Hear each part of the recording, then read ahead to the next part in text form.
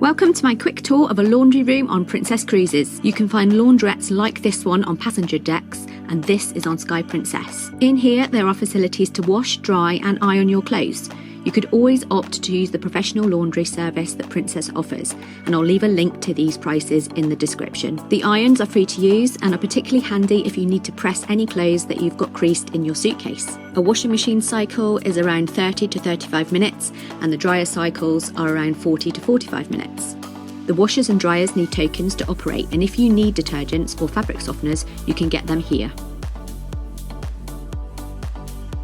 To buy tokens, you simply scan your medallion at the token machine and select what you need.